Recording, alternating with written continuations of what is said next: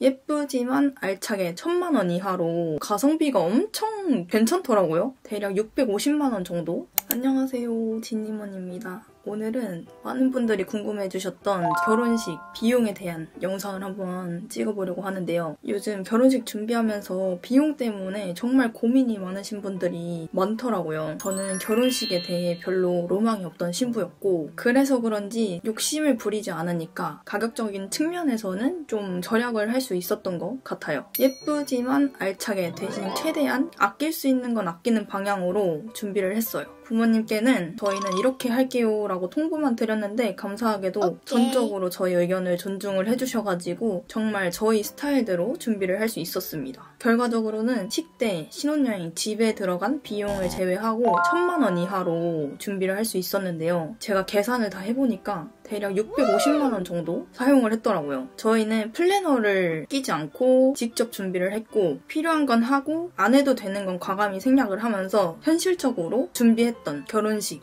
이런 식으로 결혼하는 친구들도 있구나 라고 생각해 주시면 좋을 것 같고, 지금부터 자세히 공유해보도록 하겠습니다. 저희 같은 경우에는 예식 비용에 돈을 많이 들이고 싶지 않았어요. 비수기, 일요일, 오후 예식이 저렴해진다는 소리를 듣고 3월 2일로 결정을 했습니다. 이때가 또 다음 날이 대체 공휴일이면서 토요일 같은 느낌이 살짝 나더라고요. 예식장을 고를 때 가장 중요하게 봤던 게 3가지였던 것 같아요. 접근성이 용이한지, 주차가 편리한지, 그리고 밥이 맛있는지, 이렇게 3가지만 충족이 되면은 상관없다 라는 주의였거든요. 몇몇 후보가 있었지만 결국 강변 웨딩스퀘어에서 진행을 하게 되었어요.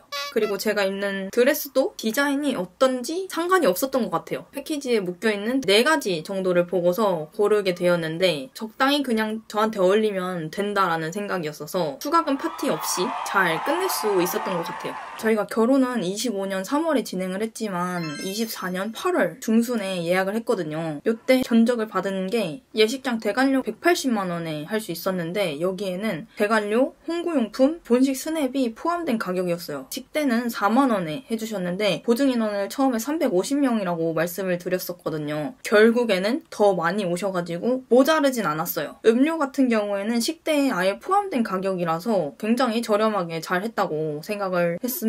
그리고 사실 저도 원래부터 플래너를 안 할 생각은 아니었거든요. 근데 결혼 관련 카페들에 가입을 하니까 플래너님들한테 엄청 연락이 많이 오더라고요. 주기적으로 연락이 오는 게 저한테는 조금 부담스러워서 개인적으로 알아보게 된 것도 있지만 식장 연계된 웨딩 패키지를 이용을 했는데 이게 또 가성비가 엄청 괜찮더라고요. 웨딩 패키지에는 드레스, 정장, 남녀 헤매, 부케, 그리고 스튜디오 촬영, 의상 헤매도 원하면 할 수 있었던 걸로 기억을 해요. 저희는 스튜디오는 빼고 스냅으로 진행을 한다고 해가지고 130만 원에 해주시겠다고 하셨거든요. 식에 들어가는 비용을 많이 아낄 수 있었던 것 같아요. 식장 연계된 전문 사회자분 25만 원이 추가로 들었고 축가 대신 축사를 부탁드리면서 또 돈을 아낄 수 있었습니다. 돈을 아낀다는 느낌보다는 저는 축가에 별로 큰 의미를 두는 사람은 아니어서 아버님들의 덕담을 한 번 더 듣는 게 좋은 시간이 되지 않을까 하고 선택했던 거였어요. 화등 같은 경우에도 저희 형님이 준비를 해주셔가지고 따로 비용이 들진 않았고 헬퍼 이모님께 20만 원 현금으로 드렸고 연회장 의상 같은 경우에는 있던 옷을 들고 가가지고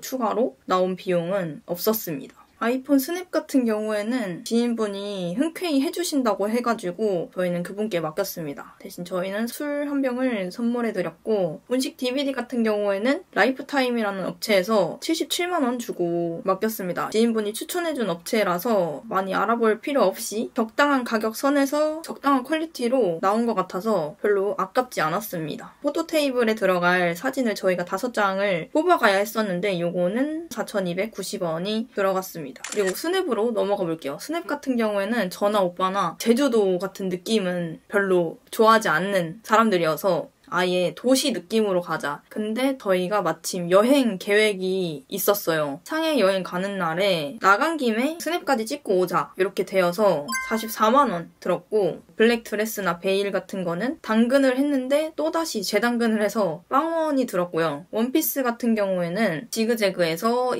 27,900원 그리고 흰색 베일도 하나 구입을 했었는데 이거는 6,800원에 구입을 했고 헤어 메이크업 같은 경우에는 현지에서 저랑 오빠랑 셀프로 다 했고 했기 때문에 비용이 하나도 들지 않았습니다. 조화 부케를 당근해서 가지고 갔었는데 이것도 재당근을 해서 2,000원을 이득 본 경우도 있었고, 와이셔츠 같은 경우에는 검정색 와이셔츠가 오빠가 없어서 무텐다드에서 3만원 주고 구입을 했던 기억이 납니다. 상견례로 넘어가 볼게요. 저희는 이제 예식장을 다 잡고 스냅까지 찍고 그리고 상견례 날짜를 잡았었는데요. 성수동에 있는 서울룸 다이닝 서울 성수점 중식당에서 런치 코스로 식사를 했습니다. 1인당 6만원 코스로 저희는 식사를 했는데요. 어른 10명에 소인 2명 해가지고 대략 64만원 정도 나왔던 걸로 기억을 합니다. 요거는 아버님이 결제를 해주셔가지고 선물로는 케이크를 선물을 했는데요. 요것도 5월 케이크 사장님이 기쁜 날이니까 지원해주시겠다고 해가지고 너무 감사히 잘 받아서 각자의 집에 선물해드렸답니다. 요거 진짜 예뻐가지고 부모님이랑 시부모님들 다 너무너무 만족한 그런 케이크였어요. 완전 강추합니다.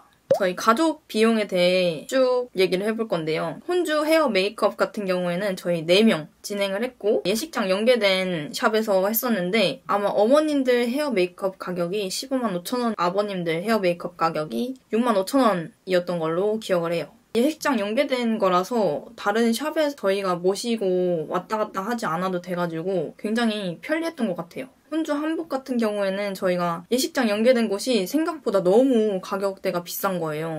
종로에 있는 리진 한복이라는 곳에 가서 대여를 했습니다. 어머님들 2분 모셔가지고 피팅했었는데 그때 한 번 더 뭐 인사드리면서 재밌고 훈훈하게 다녀왔던 기억이 있어요. 직원분도 굉장히 친절하셨고 잘 도와주셔가지고 예쁜 한복으로 잘 고를 수 있었던 것 같아요. 이 대여업체에서는 퀵으로 저희한테 갖다 주시고 저희가 반납도 집 앞에 내놓으면 그냥 자동으로 가지고 가는 시스템이어가지고 생각보다 굉장히 편리했던 것 같아요.